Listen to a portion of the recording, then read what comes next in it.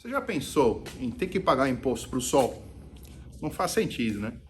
Eu sou o Luiz da Solar Pro e hoje a gente vai fazer um webinar muito interessante. Eu vou receber dois convidados especiais para tratar a respeito da PL 5829. Ela fala a respeito do pagamento da transmissão da energia fotovoltaica na GD. Nós vamos abordar toda a parte burocrática, a parte técnica, tudo que trata a respeito do PL, que é importante para você considerar. Então fica até o final do vídeo.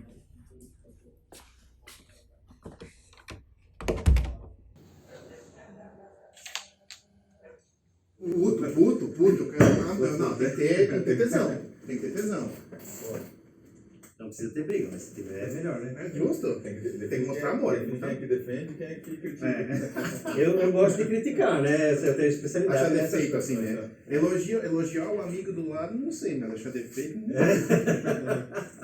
Bora começar, gente, que eu quero mais, já tá filmando. Vamos lá, será que eu deixo o mouse aqui? Ou vamos tirar, deixa só ficar mais bonito, né? Se precisar, pega do lado. Árvore de café é padrão, né? A gente tá na roda do boteco. Deixa eu ver essa câmera, vai ser mais preguiçoso. Aí. Vamos lá. Boa noite, pessoal, tudo bem? Estou aqui com o Peter Folkman, administrador especializado em gestão empresarial e diretor da empresa de transportes coletivos Folkman, 95 anos no mercado. Tudo bem, Peter? Boa noite, Luiz. Para mim é um prazer estar aqui, podendo falar um pouquinho sobre esses temas, né, de economia, energia e as atualizações aí que estão por vir nesse setor. E queria cumprimentar todo mundo que está aí acompanhando esse canal. Ótimo. Eu estou também aqui com o Ariel Felipe Cordeiro de Miranda. O Ariel é advogado especializado em direito empresarial, contábil e contratual e tributário, e sócio da De Miranda Advogados. Boa noite, Ariel, tudo bem? Boa noite, Luiz, tudo bem? Boa noite, Peter e todos aqueles que nos acompanham nesse momento.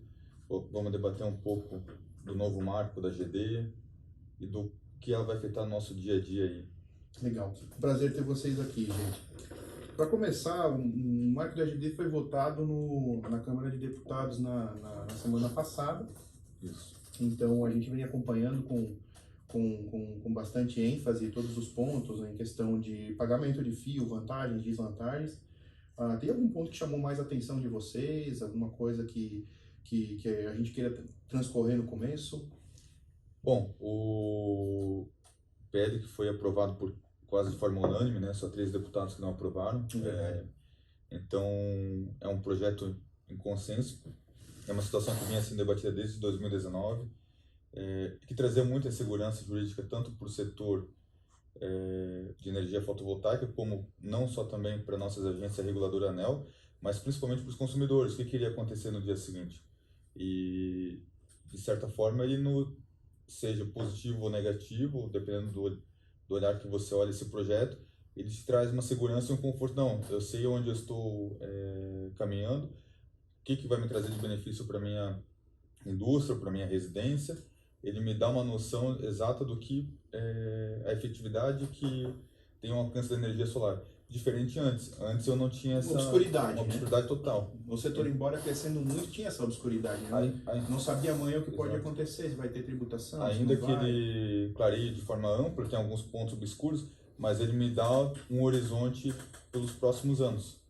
É interessante. Eu acho que do ponto de vista empresarial, de uma análise econômica também disso, eu acho que a segurança jurídica vai nos dar uma certeza maior da projeção desse projeto, né? Do pagamento dele, da segurança de você poder estar investindo em alguma coisa, que você sabe aonde vai ficar, que você não fica num limbo, dependendo da boa vontade de algumas autarquias, né? Ou concessionárias, enfim, que você fica à mercê de olhar a cara do cliente, né? E poder tarifar, tributar em cima da cara do cliente. Acho que isso é uma insegurança que a gente vive muito no Brasil, em várias esferas. Quem é empresário sabe muito bem disso, que a gente tem diversas esferas em que a gente não consegue ter com clareza o caminho que a gente vai trilhar. A lei podendo mudar do dia para a noite, né? Do dia para a noite. E você ficar principalmente à mercê não de um procedimento que você sabe que você vai cumprir, que você sabe que é o claro para poder avaliar uma contribuição de melhoria, alguma coisa assim,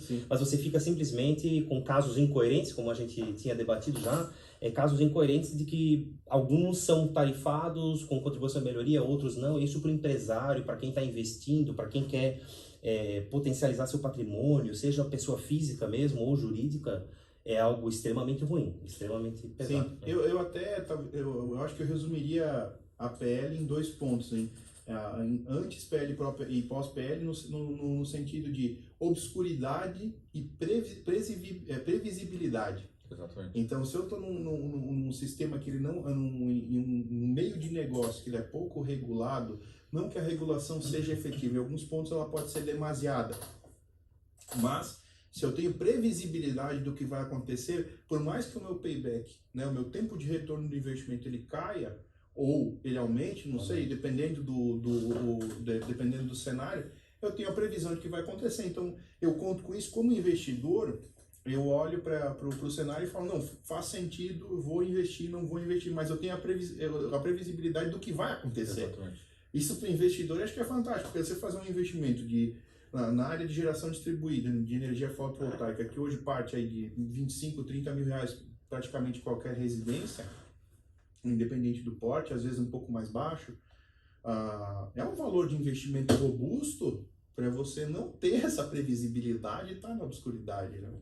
Exato, até porque o nosso projeto é de 2019, mas antes o setor de energia solar ele iniciou em 2015 praticamente no Brasil, e desde então a ANEEL era contrária a esse setor, o avanço da energia, e volta e meia ela vinha, não, eu vou tributar, tanto que assim fez em resolução, que praticamente inviabilizaria do dia para a noite a sua usina solar, seja ela micro ou não. Sim. E com isso nos clareou e nos deu, tanto para aqueles que já executaram, como para aqueles que ainda vão executar, seja no período de migração ou posterior, uma certa noção do que vai acontecer.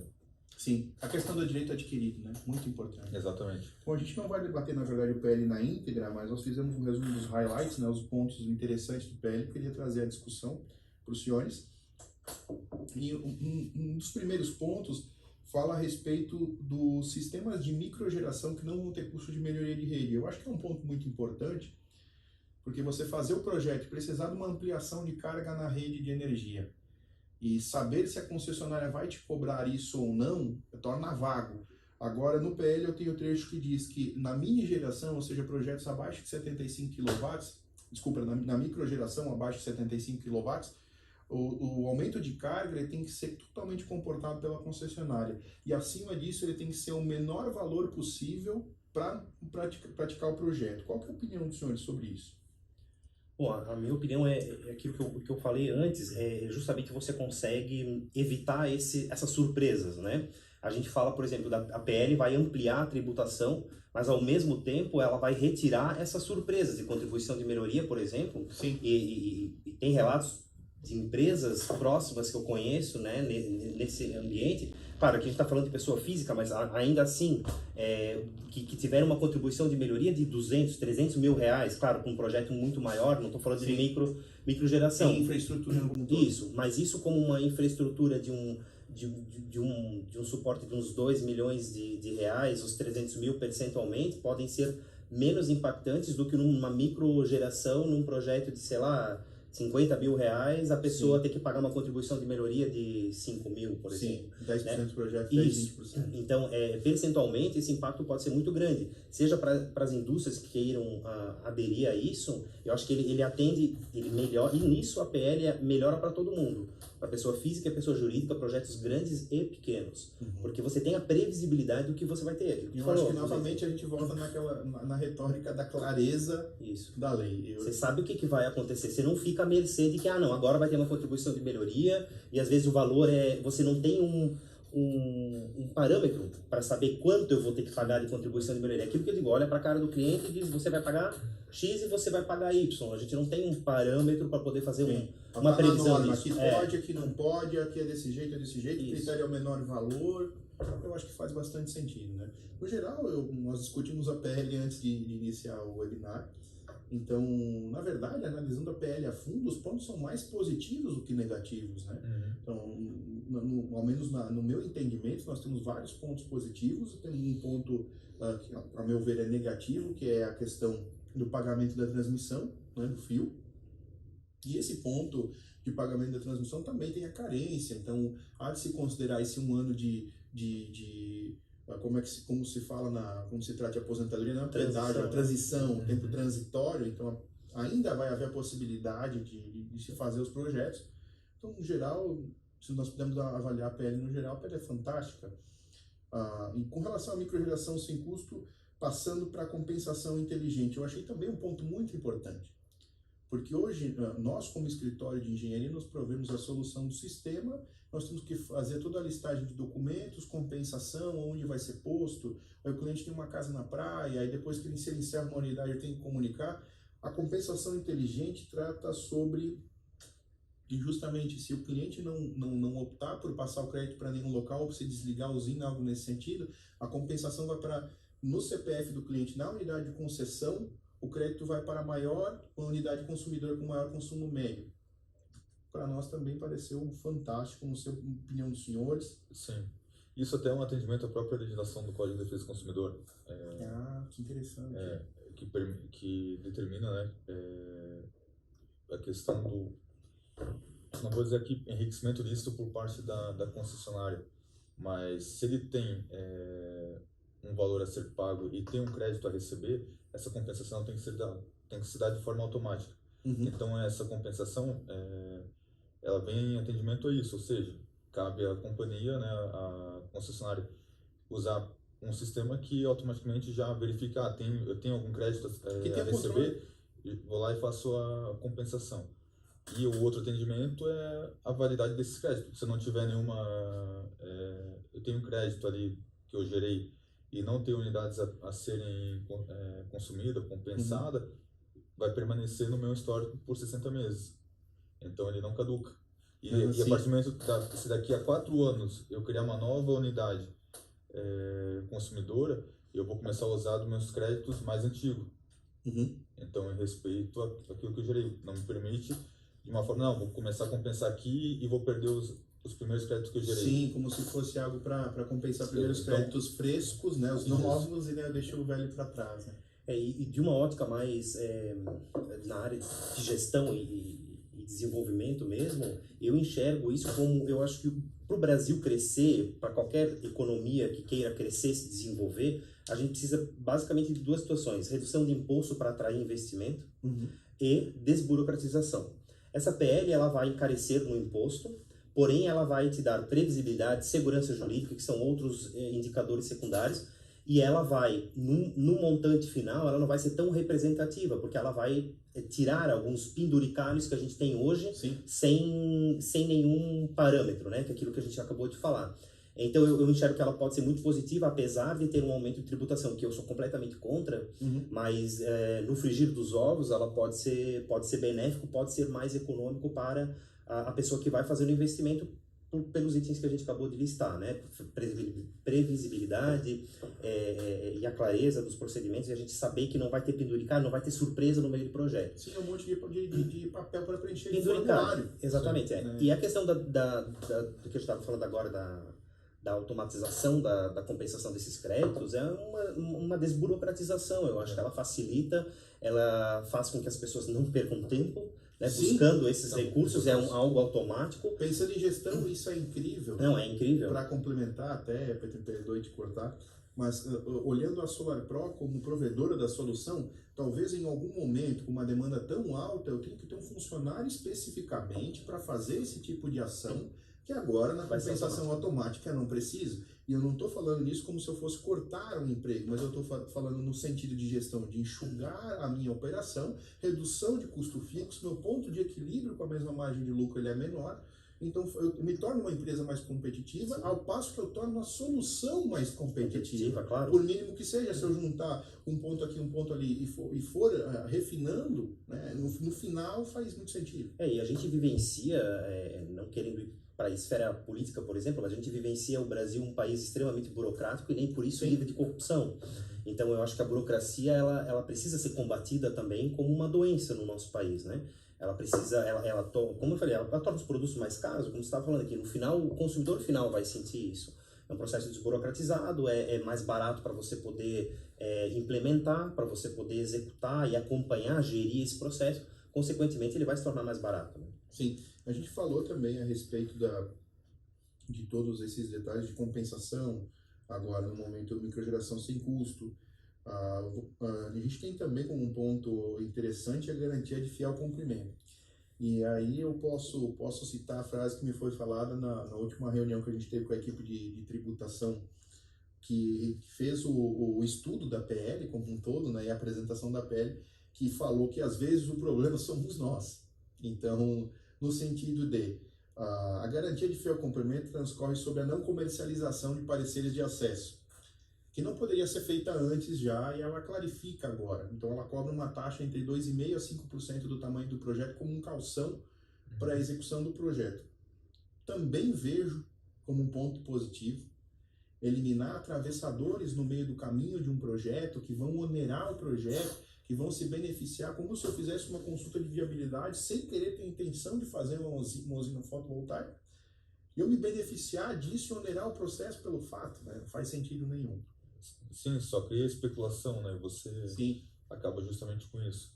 Também vejo como positivo e vai até da questão de você realmente automatização para realmente quem tem interesse na execução. Sim. Né? Você tem um projeto robusto de 3, 4 megawatts de potência, projetos grandes, né? Investimento de 10, 12, 15 milhões de reais. Se tiver que pagar 5% na largada do projeto, ou está interessado em fazer ou não faz.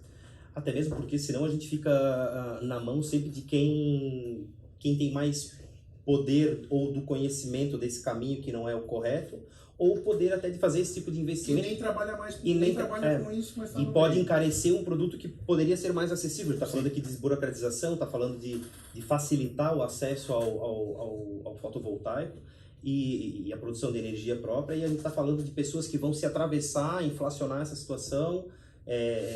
Realmente não é interessante. Do ponto de vista econômico também são só atravessadores aí que acabam prejudicando muito. Sim, de todos os pontos que a gente falou é incrível, né?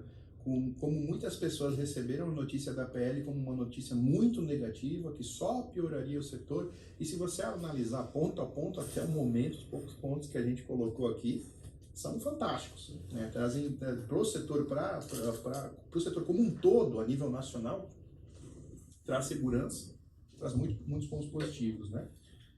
Outro detalhe é a respeito da manutenção das regras. Então, quando a gente fala em pagamento de fio, em todos esses pareceres da PL, vale lembrar também que quem tem o fotovoltaico posto hoje, né, um projeto aprovado ou fotovoltaico posto, ele vai ter o direito de adquirido até 2045, sem nenhuma alteração em questão de pagamento de fio.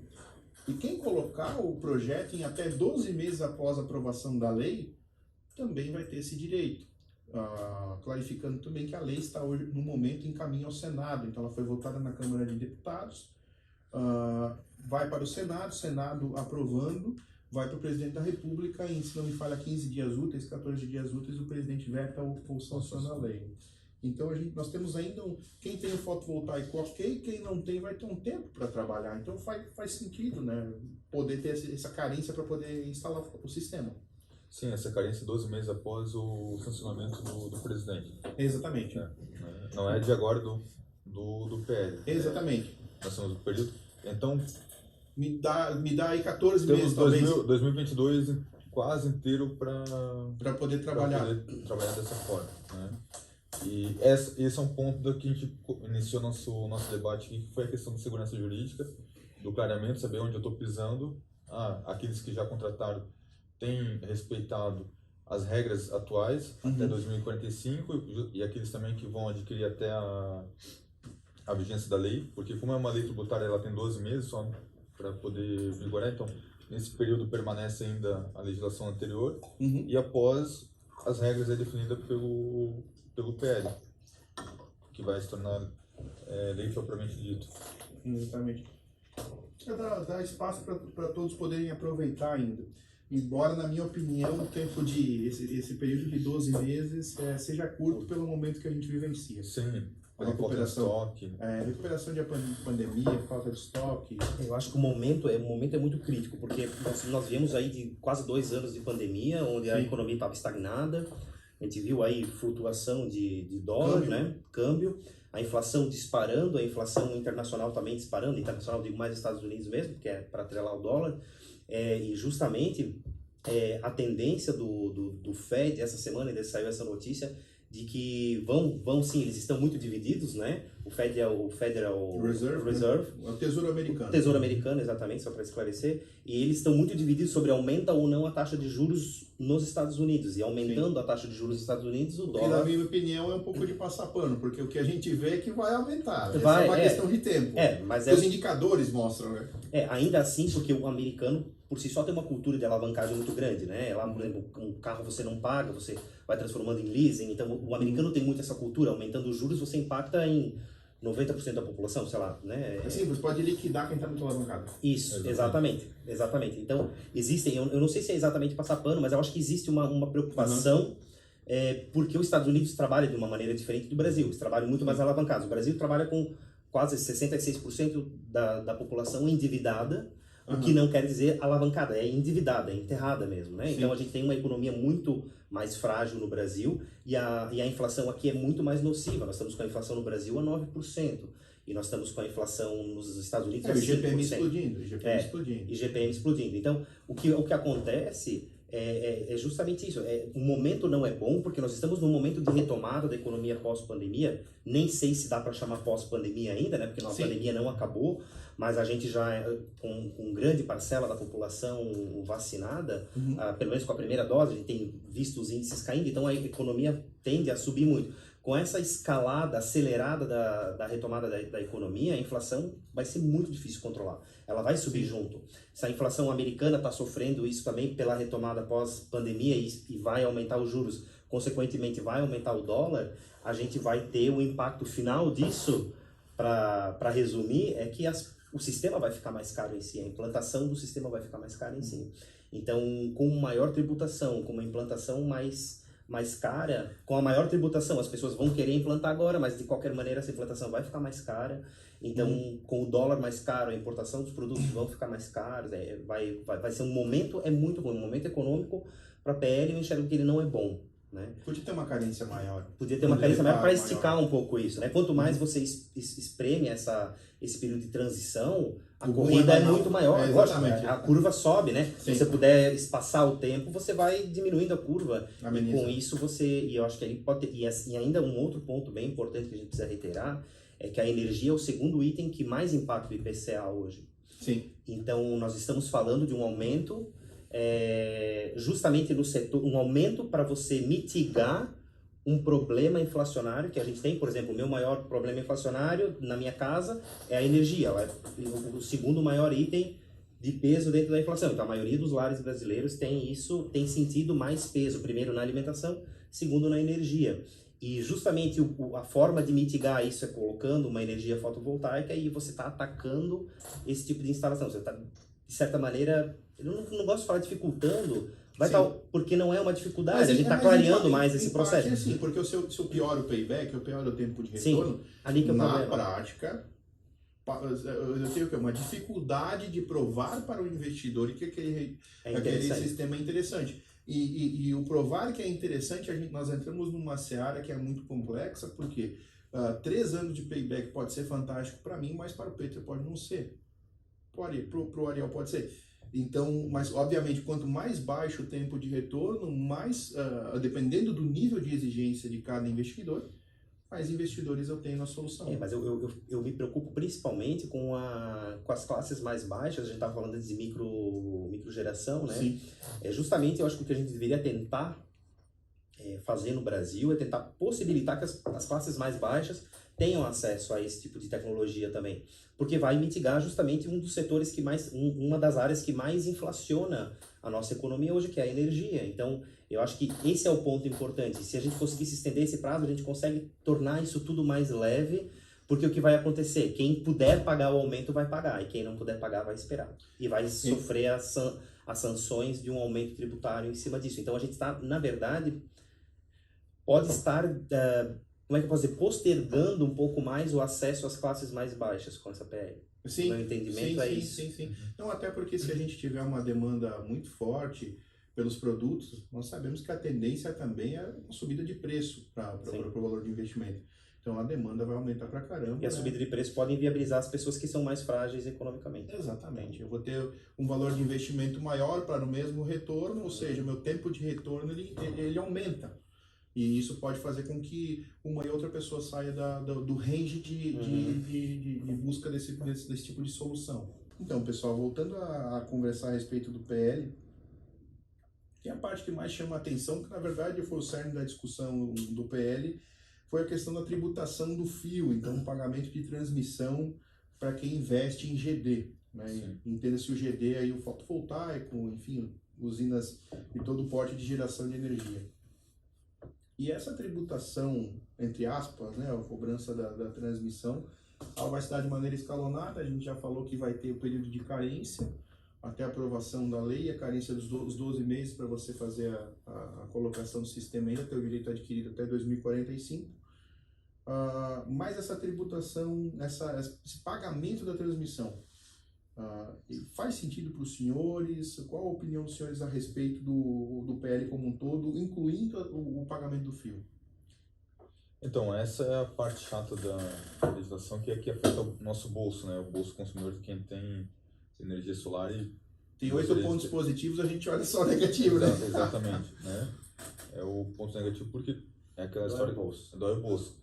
E está tributando o sol, né? Sim. Né? Uma coisa que até é incoerente, né? Se a gente pensar no nosso cérebro, como é que a gente tributaria o sol? Apesar que a desculpa, a justificativa, é que a linha de transmissão como utiliza, você acaba, né, pagando. Apesar que, essa é uma crítica que eu faço particular minha, o fato de uma pessoa ter energia solar ou não, sempre vai pagar a taxa mínima.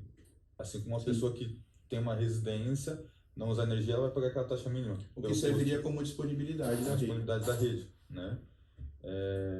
Mas então, para que não houvesse aquela tributação excessiva que o órgão antes gostaria de ter, foi criada essa tributação de forma escalonada, equilibrando. Isso, com certeza, deve ter até um reflexo futuro, porque incentiva o próprio mercado solar, os grandes players, né, do ramo, a buscarem alternativa. É um momento de criatividade, onde baterias, que foi autorizado, a lei em contrapartida autorizou você ter sistema híbrido, permite com que você armazene sua energia, então diminua esse impacto na tributação, sem depender tanto da concessionária. A questão posterior ao custo do solar também, com a abertura maior de mercados, mas nesse momento nós vamos ter a tributação. Então, respeitando aqueles contratos que já foram adquiridos pela legislação anterior, até um ano após a publicação, e depois disso de forma escalonada. Sim. Se a gente for avaliar, talvez a PL ela busque, como um contrato entre duas partes, busca equilíbrio, a PL busca equilíbrio entre o setor. Isso. Entre regulador e quem provém a solução, o consumidor. Né? O que, na minha opinião, fica um pouco controverso é que se nós formos analisar, por exemplo, a matriz energética nacional, onde eu tenho 1,7% da matriz composta de energia solar, em um período só de 12 meses de carência, no momento de pandemia, faria muito mais sentido eu aguardar essa potência chegar pelo menos uns 5, 6, 7, 10%, e depois disso, dá 1 ou 2 anos ainda. Teria muito mais tempo para fazer isso, né? Eu acho que não é o calcanhar de Aquiles. O país precisa de energia. Mas eu acho que, na verdade, assim, toda a autarquia, toda a esfera pública em si, e aqui a ANEEL vê como uma ameaça ao setor solar, eu acho que buscam se antever porque é uma solução muito benéfica. E eu acho que o medo é de perder o controle, é justamente dela explodir, você perder o controle, e de hoje é 1,7%, a previsão é que chegue em 5%, mas assim, que a chance dela explodir é muito grande, principalmente com o reflexo na inflação, né? Com a energia subindo tanto. Sim. Quer dizer, o reflexo na inflação não, é a energia puxando a inflação para cima. Então é justamente, tá doendo no bolso, as pessoas vão buscar mais esse tipo de solução, E eu acho que o receio é que em algum momento perca-se o controle em cima disso, né? Então, acho que toda autarquia pública ela quer ter esse controle. A gente é um país muito regulado e de muita insegurança jurídica. Isso que eu acho são dois contrassensos muito grandes, né?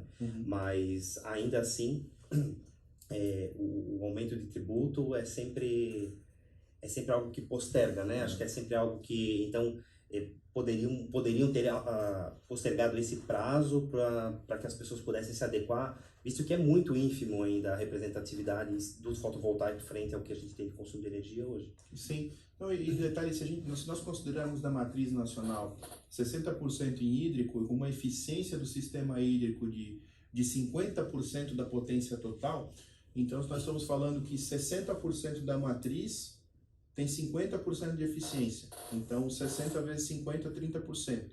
Então, acompanhando, é um raciocínio, seria mais fácil eu explicar, são 4, mas são 30% de eficiência final.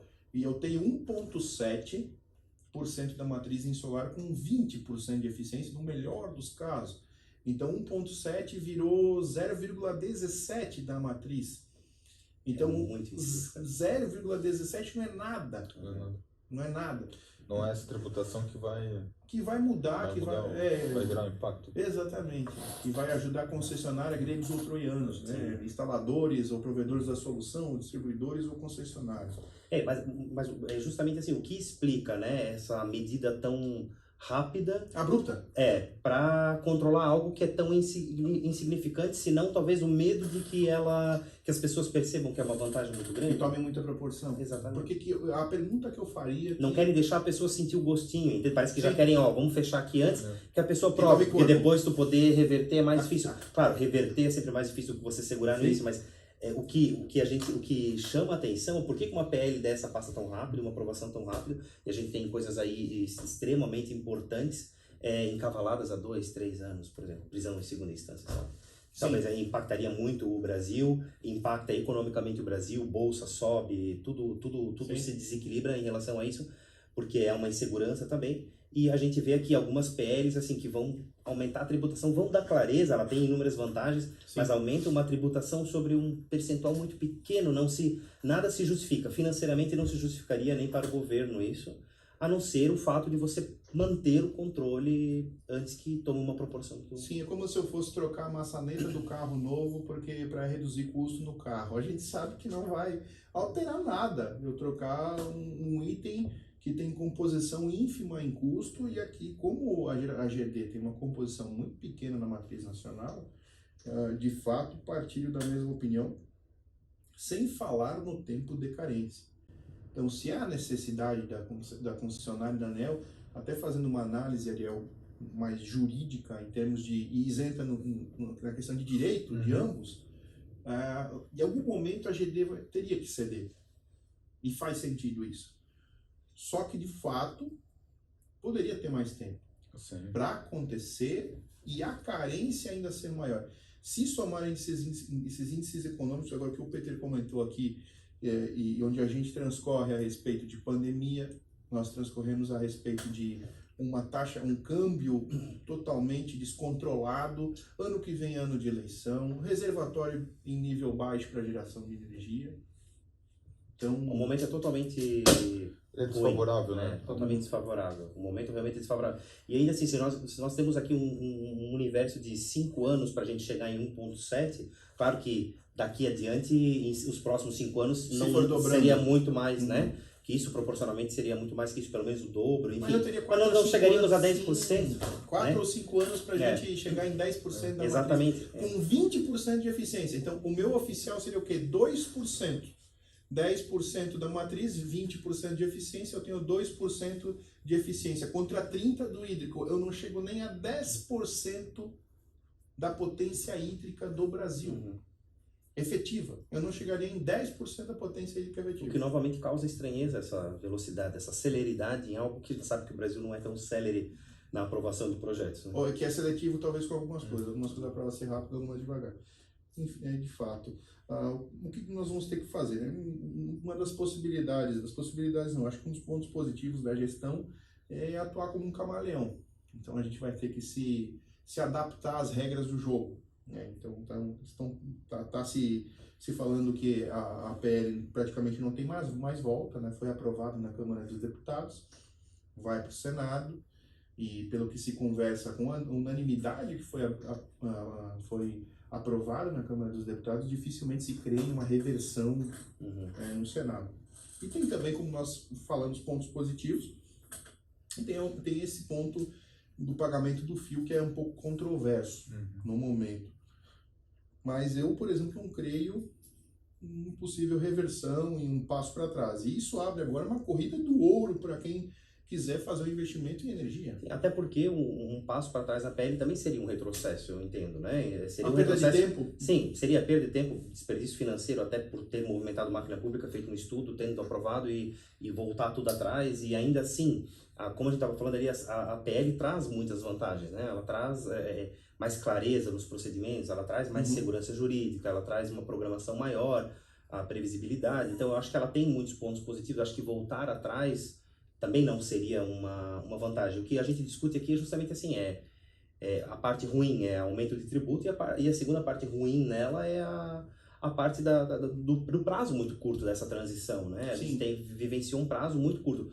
Vamos usar um exemplo que, claro, percentualmente no impacto da população é muito diferente, mas as aposentadorias, por exemplo, tiveram um prazo muito mais extenso para essa adequação, né? Sim. Então, a gente, claro, voltando a dizer, salvaguardando as proporções, aqui nós estamos falando de 1,7% da geração de energia contra a aposentadoria, que é a população... É um grande Brasil inteiro.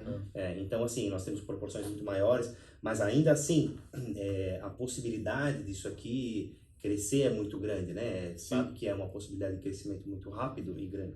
Então, eu acho que o prazo é o principal grande problema de adaptação disso. Fazendo uma pincelada com relação à economia, quando a gente fala em crescimento, se o setor se desenvolver, crescer, dobrar e triplicar, eu penso no seguinte: eu estou empregando mais pessoas, eu estou faturando mais, estou gerando mais imposto para a máquina pública. Sim. O que faz também muito sentido, porque no momento que nós vivemos... Sem contar que é uma energia limpa, muito menos impacto a sustentabilidade ambiental, claro. Sendo que em um momento de uma crise hídrica que estamos passando agora, você incentivar e... Ainda se eu tivesse reservatório cheio, né? Exatamente. Né? E tu cria um backup, digamos, né? Quando a crise é hídrica, porque tá com muito sol. Se tá com muito sol, o solar já poderia estar suprindo um pouco disso, se ele fosse mais representativo. Então, você acaba criando minimizando os efeitos. Isso, você mitiga, não coloca tudo numa produção só. Isso é lamentável mesmo. E quando se faz investimento, se ensina isso, né?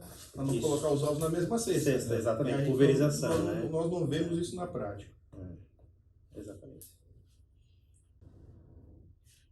Então, gente, prazer poder receber vocês aqui, falar a respeito de um tema que é tão importante, né, que transcorre a respeito do nosso trabalho, ter a ótica de vocês para conversar a respeito dessas opiniões, uma conversa que é longa, né, se nós estendermos aqui vai vir a noite adentro. Então, queria mais uma vez agradecer a presença de todos e poder ter tirado esse tempo para vir aqui conversar com a gente.